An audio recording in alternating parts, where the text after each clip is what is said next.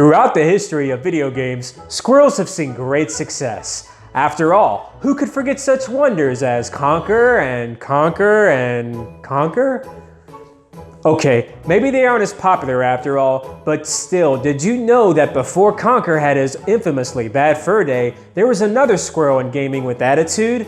No, not Zero the Kamikaze squirrel, but Skunny the squirrel. And his games were horrible!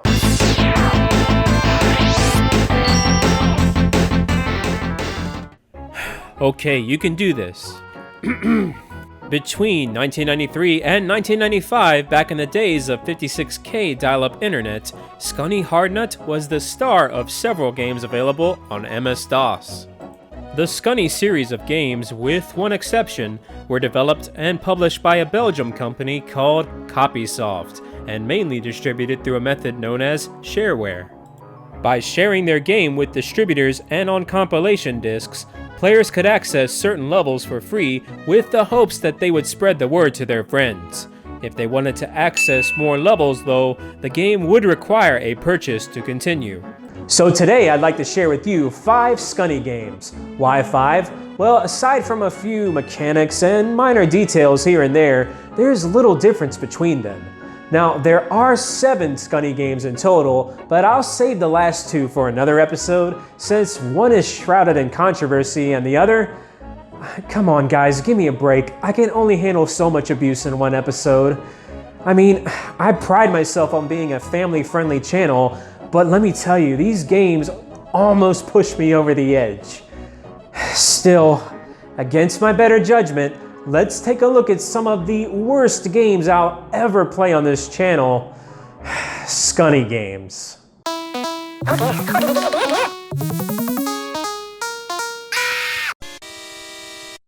Graphically, other than having different enemy sprites, a cowboy hat here and an airplane there, you're pretty much greeted with the same visual style for each game. But speaking of sprites, let's get a close-up of the star of the show, Skunny. To be fair, you can see they put at least some effort into his design, but being as kind as possible, his appearance is pretty goofy, though who knows, maybe that was their intention. You can also play as his girlfriend Rosie in Back to the Forest, but aside from minor appearance tweaks, there's no difference in playstyles. Oh, and not to mention, there are times where bits of Skunny or AI will glitch out and appear on various parts of the screen, so that's always fun. Overall, the graphics are pretty underwhelming, yet I suppose for the time they were okay. Certainly they're very colorful. However, don't expect a lot of variety in background or level design as you travel through each game, since you're mostly greeted with repetitive environments. Honestly, there's not much more I can say about the visuals. They're okay, but they're generic and can be pretty glitchy. So for that, I'll slap on a rating of 4 out of 10 stars. Can we stop here though? I mean, it only gets worse and I really don't want to do this. Just skip to the next category.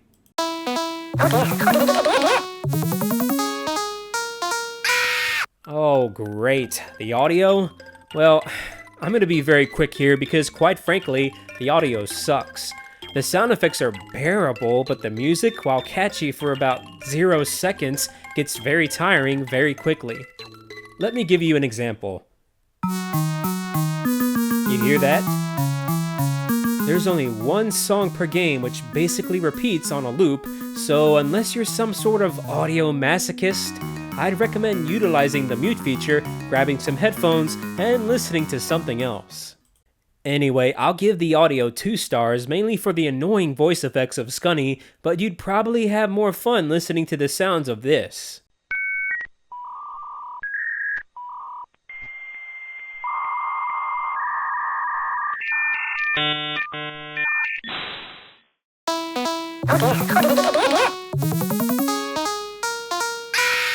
Ah yes, the controls. You run, you jump, and sometimes you have an attack, and with such limited options you'd think at least the controls would be polished, but instead they feel slippery and contribute to the game's difficulty. In fact, Given the goofy, cartoon-like appearance of Skunny, I thought obtaining footage for these games would be easy, yet little did I know, thanks to having to adapt to the controls, the experience was a lot harder than I expected and really frustrating. For example, sometimes I'd be prepared to go for a jump, and I'd hit the correct buttons to do so, but as you'll see demonstrated here, for whatever reason, Skunny won't jump. Thankfully, there are cheat codes available, and I have no shame admitting that I used them to help speed things up. However, with a bit of patience, it is possible to overcome the lazy programming with your own skill. You just have to train your mind to adjust to the crap factor.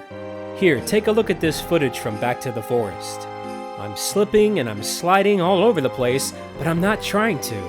It's almost as if they were trying to go for more of a Sonic feel on this one, but in my opinion, it's unnecessarily fast and lacks the blast processing.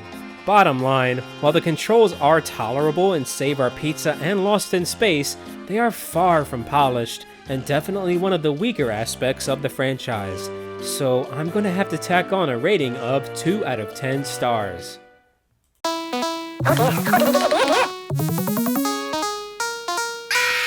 When it comes to the plot, there is a feature where you can read some insight into the story of each game, but the explanations are very elaborate, and I found myself losing interest about halfway through the text. I will say that the majority have something to do with Skunny traveling in time and... wait, what? Okay, that's pretty creepy.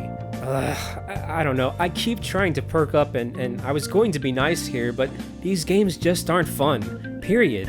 Even if you master the wonky controls, the enemy kickback you get after being hit by certain enemies or objects is ridiculous. Now, if it were possible to take those two variables out of the equation, perhaps the gameplay would be a little more enjoyable, but due to these flaws, even when set on easy, these games are borderline unplayable. I mean, sure, a bit of trial and error is fine, but these games execute it poorly. Not only that, but aside from the generic-looking enemies, the levels themselves seem fairly uninspired, and honestly, after a few minutes with each game, you'll likely end up growing bored and wanting to play something else on your PC, such as Jazz Jackrabbit.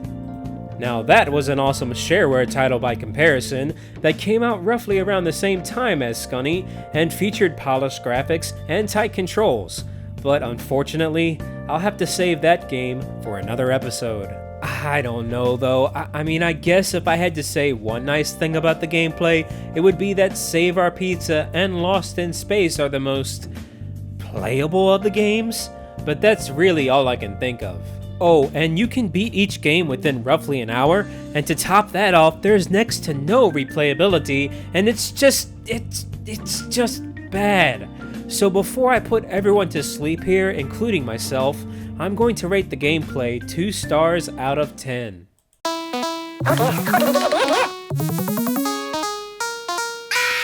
I remember when I was a kid, playing on my old brick of a PC a compilation CD called Game Empire, which featured many shareware games. At the time, I recall actually enjoying the Skunny titles, though I never got very far with them, and back then I was young and innocent in the ways of gaming. Flash forward to the present day, and I honestly struggled to motivate myself to play these games and to even make this video. You see, how do I say this nicely? Skunny is the poor man's version of a rejected F-list 16-bit mascot that would put even Bubsy to shame. And you know what's worse? Out of the kindness of my own heart, I was ready to tack on an extra point to my final score since, I don't know, I'd imagine at launch the Skunny games weren't quite as terrible, but then I noticed this. $30? Come on. No, you come on. I mean, sure, nowadays they offer a bundle of 6 games for around $20 on the official Copysoft website, but look, even they know they're bad. No refunds? Get out of here. So, you know what? That's it.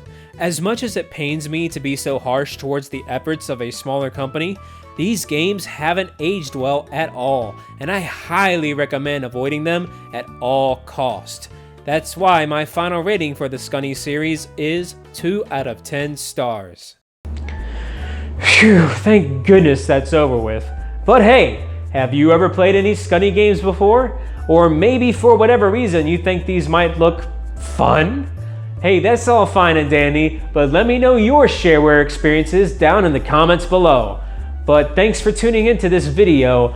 If you enjoyed it, guess what? I'm going to be covering more shareware PC titles in the future, so be sure to leave a like and subscribe for more content like this. But that's it for this episode though. I'm That Bald Gamer and I'll catch you next time. Take care.